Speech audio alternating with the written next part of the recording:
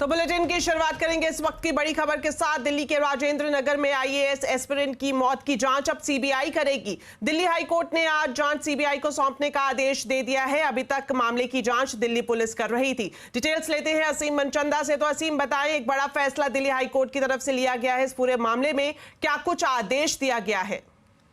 देखिए, पिछली बार जब दिल्ली हाईकोर्ट ने इस मामले की सुनवाई की थी तो आदेश दिए थे कि दिल्ली एमसीडी के कमिश्नर है और उसके साथ साथ दिल्ली पुलिस के डीसीपी को बुलाया था। उनसे पूछा था क्या बताइए अब तक आपकी जांच के अंदर क्या प्रोग्रेस रिपोर्ट है।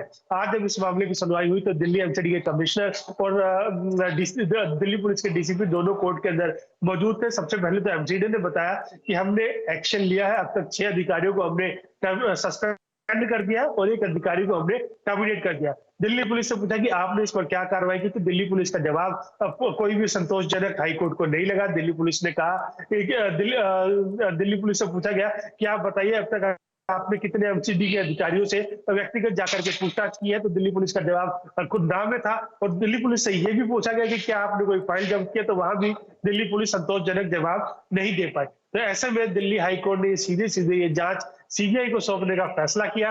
अब ये पूरी जांच सीबीआई इस मामले की करेगी और एक टाइम फ्रेम के अंदर ये जांच सीबीआई को पूरी करनी पड़ेगी। सीवीसी का एक अधिकारी इस जांच को मॉनिटर भी करेगा। दिल्ली हाईकोर्ट ने ये निर्देश दिया। इसके साथ साथ दिल्ली हाईकोर्ट ने ये भी कहा कि जितने भी वहां पर नदी नाले हैं वहां पर उसकी सफाई जो है कराई जाए और जितने भी अवैध निर्माण व अतिक्रमण है उसको भी तोड़ा जाए। तो दिल्ली हाईकोर्ट ने अब यह आदेश कर दिया। इस पूरे मामले की जांच अब सीबीआई करेगी। जो बिल्कुल शुक्रिया असीम इस पूरी जानकारी के लिए। तो जिस तरह से असीम बता रहे थे कि दिल्ली पुलिस जो अब तक जांच कर रही थी उससे असंतुष्ट दिखाई दिया दिल्ली हाई कोर्ट और अब ये जांच सीबीआई को सौंप दी है। एक और अहम बात जो असीम ने बताई कि अब समय सीमा के अंदर ही सीबीआई को पूरी जांच करनी होगी और अपनी रिपोर्ट सौंपनी होगी। चलिए बढ़ते हैं आगे। कांग्रेस सांसद राहुल गांधी ने बड़ा दावा किया है। उन्होंने सोशल मीडिया प्लेटफॉर्म एक्स पर पोस्ट किया है कि उनके लोकसभा में चक्रव्यूह वाले भाषण के बाद ईडी रेड की तैयारी हो रही है। ईडी के अंदरूनी लोगों ने इस बारे में जानकारी दी है, ऐसा उन्होंने अपनी पोस्ट में लिखा है। और साथ ही इस बात का भी जिक्र किया है कि अब मैं बाह फैलाकर ईडी का इंतजार कर रहा हूं। राहुल के इस पोस्ट के बाद केंद्रीय मंत्री गिरिराज सिंह ने पूछा कि राहुल बताएं ये जानकारी कहां से आई। मैं समझता हूँ देश का दुर्भाग्य है जो राहुल गांधी संवैधानिक पद पर एलओपी हैं। सदन चल रहा है, सदन के अंदर तो झूठ बोलते ही हैं, सदन के बाहर भी भ्रम फैलाने का काम किए हैं। उन्हें चुनौती देता हूँ कि वो बताएं कि कौन अधिकारी उनको फ़ोन किया है। ये शर्मिंदित हैं, दुनिया से जात का पूछते, अपना जात बचाने से भाग रहे हैं। ये शर्मिंदित होकर के दुनिया में भ्रम फैलाने का काम, इससे बड़ा झूठा कोई आज तक एलओपी नहीं पैदा लिया है। चलिए एक और बड़ी खबर आपको बताते हैं। लाइफ इंश्योरेंस और हेल्थ इंश्योरेंस पॉलिसी के प्रीमियम पर जीएसटी हटाने के लिए सरकार पर दबाव बढ़ता जा रहा है। केंद्रीय मंत्री नितिन गडकरी के बाद अब टीएमसी ने भी लाइफ इंश्योरेंस और हेल्थ इंश्योरेंस पॉलिसी प्रीमियम पर जीएसटी हटाने की मांग की है। इस बारे में ज्यादा डिटेल्स के साथ अब बात करते हैं वरिष्ठ सहयोगी लक्ष्मण रॉय से। तो लक्ष्मण जी बताएं, हेल्थ और लाइफ इंश्योरेंस पर जीएसटी हटाने का ये पूरा मामला क्या है? देखिए, बिल्कुल आपने सही कहा कि अब लाइफ इंश्योरेंस पॉलिसी के प्रीमियम पर, हेल्थ इंश्योरेंस पॉलिसी के प्रीमियम पर जीएसटी की दरें घटाने का दबाव लगातार बढ़ रहा है। चूंकि ये मामला अब राजनीतिक रंग ले चुका है, तो ऐसे में केंद्र सरकार और दोनों सभी राज्य सरकारें इस पर विचार करने के लिए बाध्य हो सकती हैं। और अभी ताजा हालात ये हैं कि तृणमूल कांग्रेस की तरफ से इस मांग को उठाया गया। तृणमूल कांग्रेस के सांसद ने स्थगन प्रस्ताव इस मुद्दे पर लोकसभा में पेश किया, उसका नोटिस दिया और इस मुद्दे पर जब बातचीत करने के लिए बहुत ज्यादा बात रखने का मौका नहीं दिया गया, तो तृणमूल कांग्रेस के सांसद वहां से वॉकआउट कर गए लोकसभा से। और इससे पहले वरिष्ठ कैबिनेट मंत्री नितिन गडकरी खुद वित्त मंत्री को चिट्ठी लिख चुके हैं कि जीएसटी की दरें हटनी चाहिए, जीएसटी खत्म करनी होनी चाहिए हेल्थ इंश्योरेंस पर, लाइफ इंश्योरेंस पर। दरअसल बता दूं, इसमें पूरा मामला यह है कि हेल्थ इंश्योरेंस की पॉलिसी आप लेते हैं चाहे लाइफ इंश्योरेंस की पॉलिसी आप लेते हैं, तो उसका जो प्रीमियम चुकाते हैं उस प्रीमियम पर अलग अलग जीएसटी की दरें होती है। ये जीएसटी की दरें 18% तक चली जाती हैं। पिछले दिनों कई सारे जीएसटी एसोसिएशन ने, एजेंट जो होते हैं पॉलिसी बेचने वाले, वो एसोसिएशन ने इसकी मांग उठाई थी। जब उनकी बात नहीं सुनी गई तो एसोसिएशन सब मिल करके कैबिनेट मंत्री नितिन गडकरी के पास गए थे नागपुर में, और वहां के एसोसिएशन ने जब ये बात अपने सामने रखी तो उससे नितिन गडकरी सहमत दिखे, और फिर नितिन गडकरी ने एक चिट्ठी लिखी थी वित्त मंत्री को। उस चिट्ठी के सामने आने के बाद अब तृणमूल कांग्रेस ने इस मुद्दे को अपने हाथ में ले लिया है, और ममता बनर्जी ने कल ही इस मुद्दे पर बड़ा बयान दिया था, और अब आज संसद में मामला गुंजता हुआ दिख रहा है। तो ये मुझे लगता है कि अब एक राजनीतिक रंग आ रहा है इसमें, तो ये इस पे हो सकता है कि आने वाले दिनों में सरकार कुछ बीच का रास्ता निकालने पर विचार करे। लक्ष्मण जी, आपसे ये भी जानना चाहेंगे कि इस पूरे मामले में सरकार के अंदर से किस तरह के इनपुट आपको मिल रहे हैं?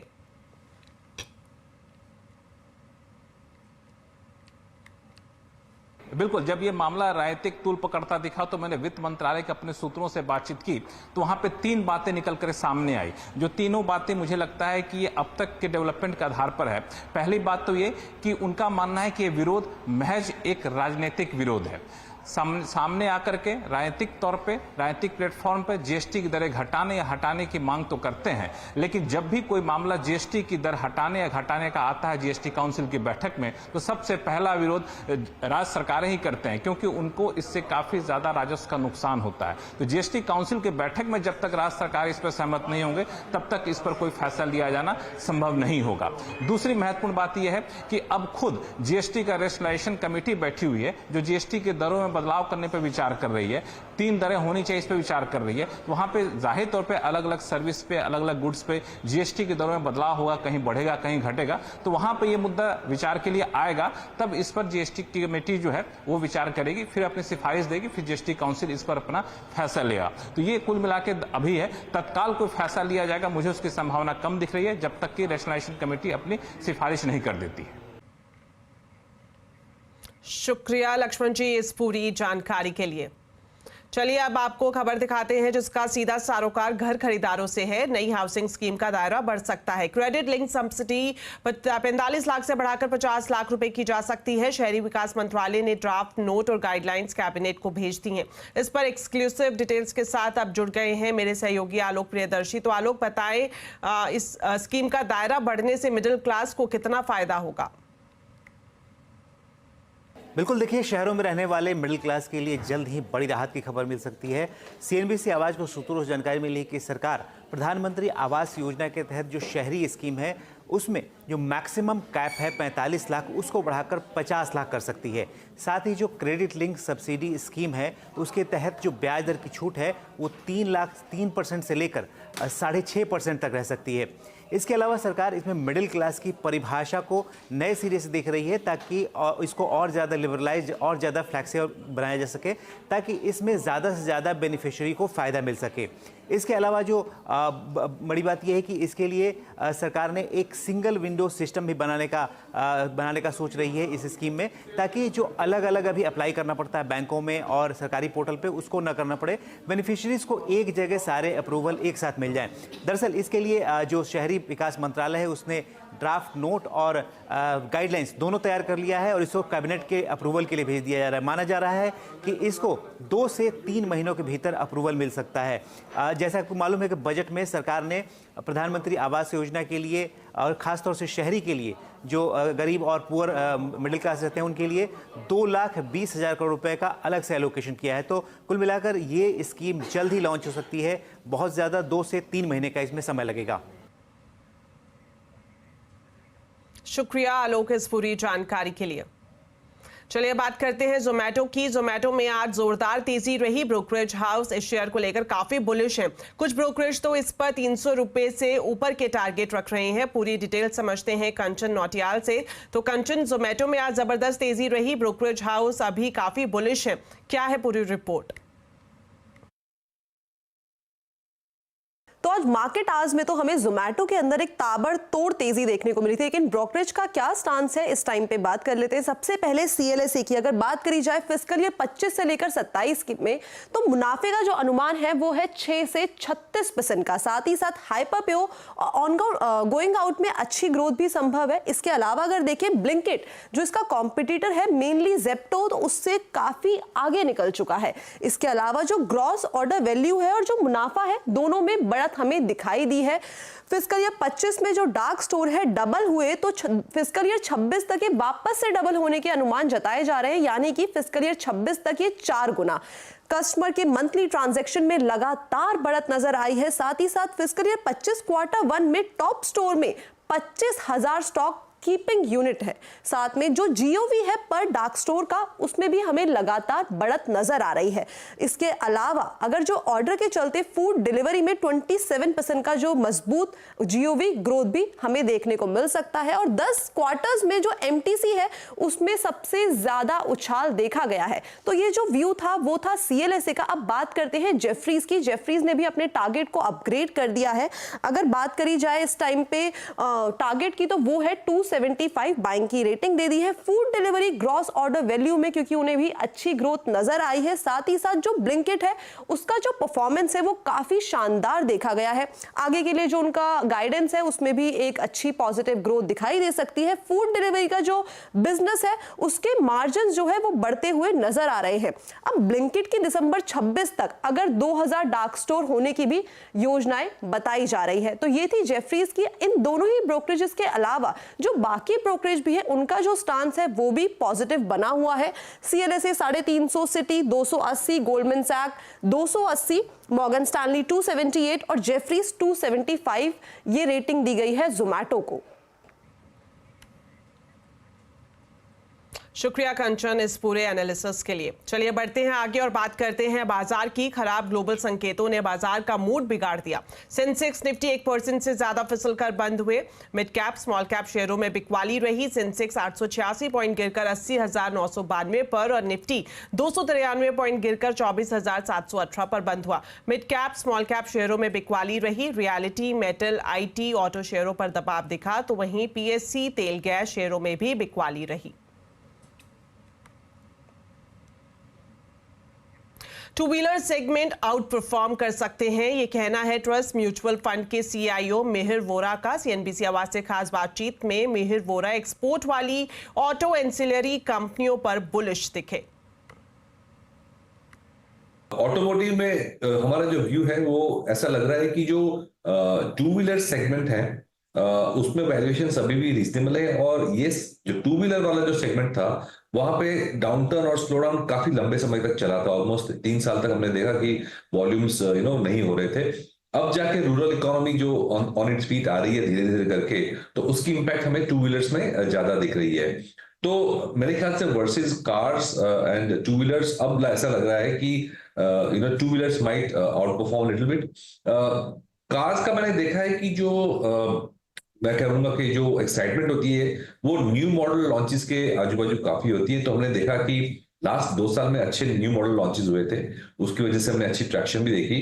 अब शायद ऐसा लग रहा है कि नेक्स्ट 12 मंथ्स में मॉडल लॉन्च साइकिल जो है शायद थोड़ा वीक है। तो मैं कहूंगा एट बेस्ट न्यूट्रल से मार्केट परफॉर्मर ये सेगमेंट रह सकता है। क्या बाजार चक्रव्यूह में फंस गया है? आज आवाज अड्डा में इसी पर करेंगे बड़ी चर्चा। शाम 7:57 पर।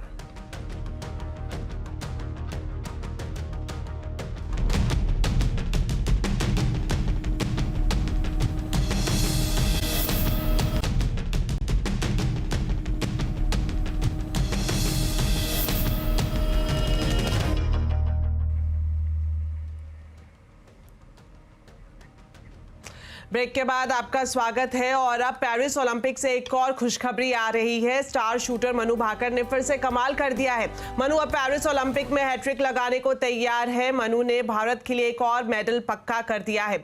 मनु ने 25 मीटर पिस्टल के फाइनल में जगह बना ली है। मनु ने शानदार खेल खेला है और 590 अंकों के साथ दूसरे स्थान पर रही। फाइनल मुकाबला कल यानी शनिवार दोपहर 1 बजे से होगा।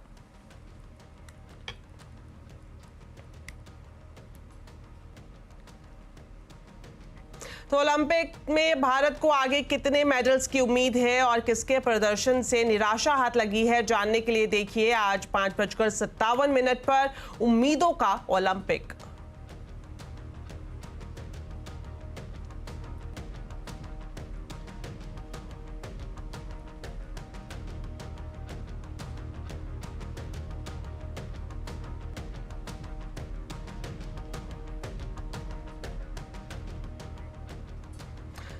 नीट यूजी परीक्षा से जुड़ी याचिकाओं पर सुप्रीम कोर्ट ने विस्तृत फैसला दिया है। कोर्ट ने एक बार फिर से दोहराया कि पूरी परीक्षा प्रभावित नहीं हुई। कोर्ट ने परीक्षा में गड़बड़ी रोकने के लिए 30 सितंबर तक रिपोर्ट देने को कहा है। डिटेल्स लेते हैं असीम मनचंदा से। तो असीम, बताएं सुप्रीम कोर्ट ने अपने इस फैसले में क्या कुछ कहा है?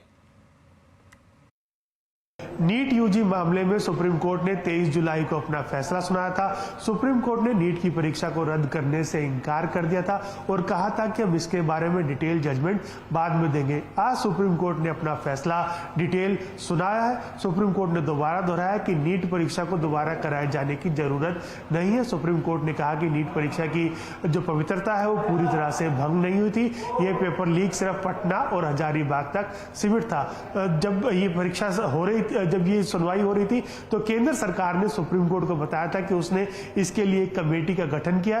तो आज सुप्रीम कोर्ट ने उस कमेटी के लिए स्टैंडर्ड ऑपरेटिंग प्रोसीजर्स भी तय कर दिए। इस कमेटी को समीक्षा करनी पड़ेगी कि जो सेंटर चुना जाता है वो कैसे चुना जाता है, वहां पर किस तरह की फैसिलिटीज है, सीसीटीवी है या नहीं है, इस तरह की फैसिलिटीज उसको देखनी पड़ेगी ताकि पेपर दोबारा लीक ना हो। सुप्रीम कोर्ट ने यह भी कहा कि आप जो पेपर एक सेंटर से दूसरे सेंटर पर भेजते हैं उसके अंदर इलेक्ट्रॉनिक लॉक जो है उसको सुनिश्चित कीजिए ताकि बीच में ना कि ऐसा हो कि पेपर पहले की तरह ई रिक्शा पर भेजा जाए और पेपर लीक हो जाए। तो ये कमेटी को सुप्रीम कोर्ट ने कहा कि आप 30 सितंबर तक अपनी रिपोर्ट दे दीजिए। और सुप्रीम कोर्ट ने यह भी साफ कर दिया कि अगर किसी छात्र को अभी भी किसी तरह की परेशानी है, किसी के मार्क्स में लेकर के कोई दिक्कत है तो वो हाई कोर्ट का रुख कर सकता है। तो अब सुप्रीम कोर्ट ने आज अपने फैसले में साफ कर दिया कि परीक्षा को दोबारा कराए जाने की जरूरत नहीं है। शुक्रिया सीएम इस पूरे अपडेट के लिए। अगस्त में 2 लॉन्ग वीकेंड आ रहे हैं। ये घूमने फिरने का अच्छा मौका है, लेकिन अगर आपने अभी तक बुकिंग नहीं कराई है तो आपको जल्दी करने की जरूरत है। ऐसा इसलिए कह रहे हैं क्योंकि हवाई किराए बढ़ रहे हैं और होटल में ऑक्यूपेंसी भी घटती जा रही है। देखिए रोहन सिंह की स्पेशल रिपोर्ट। अगस्त आपको छुट्टी के कई मौके दे रहा है। 15 अगस्त यानी स्वतंत्रता दिवस गुरुवार को पड़ रहा है। शुक्रवार को अगर आप एक छुट्टी लेते हैं तो 15 से 19 अगस्त रक्षाबंधन तक 5 दिन का लॉन्ग वीकेंड मिल रहा है। लेकिन ध्यान रहे कि इन डेट्स पर तेजी से बुकिंग भी हो रही है। ट्रैवल पोर्टल इक्जिगो के मुताबिक इस बार दिल्ली से गोवा की फ्लाइट पिछले साल के मुकाबले 37% महंगी है। मुंबई से गोवा जाना 51% महंगा है। बंगलुरु से कोच्चि की फ्लाइट 46%, बेंगलुरु से मुंबई की फ्लाइट 38% और दिल्ली से पुणे की फ्लाइट 23% महंगी है। हालांकि दिल्ली से श्रीनगर जाना 4% सस्ता भी हुआ है। If you look at the booking trend, the bookings for the upcoming long weekend are trending almost 40 to 50% higher versus the last year. Some of the top domestic destinations are Dehradun, Mumbai and Goa. And we are also seeing a similar increase in searches for the long weekend period. Goa, Kochi, Manali जैसे destination की booking में 40 से 45% की वृद्धि हुई है। वाराणसी और अमृतसर की बुकिंग 80% ज्यादा है। बाली, थाईलैंड और सिंगापुर जैसे इंटरनेशनल डेस्टिनेशन की बुकिंग भी 60-70% ज्यादा हुई है। लेकिन रणथंभौर और जिम कॉर्बेट के आसपास अच्छी डील मिल सकती है। So we want हम प्रेफर करेंगे अगर GST can be more simplified.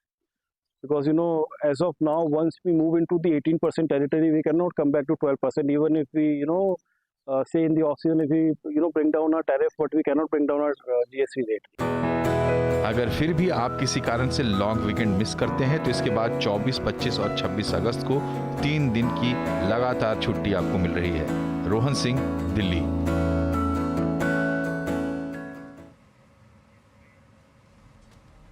तो चलिए फिलहाल इस बुलेटिन में इतना ही। आप खबरों पर अपडेट रहें, CNBC आवाज से जुड़े रहें हमारे सोशल मीडिया हैंडल्स के जरिए। नमस्कार।